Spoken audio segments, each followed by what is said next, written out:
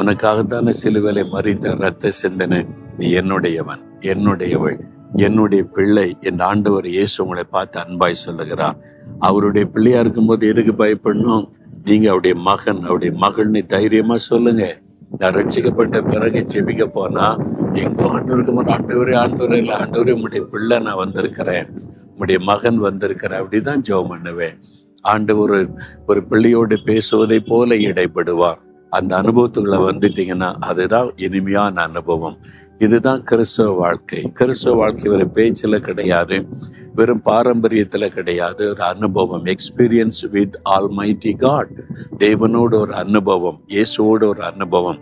நீங்கள் அதை பெற்றுக்கொள்ளாட்டா இன்றைக்கு இதயத்தில் கை வைத்து, இயேசுவை எனக்கு இந்த அனுபவம் வேணும், மறுபடியும் பிறந்த அனுபவம், ரட்சிக்கப்பட்ட அனுபவம், என் பாவத்தை மன்னித்து புது இருதயத்தை எனக்கு தாங்க, ரட்சிப்பின் மகிழ்ச்சியை தாங்கன்னு கேளுங்க. இன்றைக்கு இப்போ நீங்க பெற்றுக்கொள்ள முடியும். இதயத்துல கை வைத்து என் உள்ளத்துல வாங்க, பாவத்தை மன்னிங்க, இந்த அனுபவத்தை எனக்கு தாங்கன்னு கேளுங்க. தகப்பனே, எந்தெந்த மகன் எந்தெந்த மகள் உண்மையாய் மனம் திரும்பி உம்மை உள்ளத்தில் ஏற்றுக்கொள்கிறார்களோ அவங்களுக்குள்ள இந்த ரட்சிப்பின் சந்தோஷம் வரட்டும், மறுபடியும் பிறந்த அனுபவம் உண்டாகட்டும். சமாதானத்தினால் மகிழ்ச்சியினால் ஆசீர்வதியும். நீ என்னுடைய மகன் மகள் என்று அணைத்துக் கொள்ளும். இயேசுவின் நாமத்தில் ஜெபிக்கிறேன் பிதாவே. ஆமேன், ஆமேன்.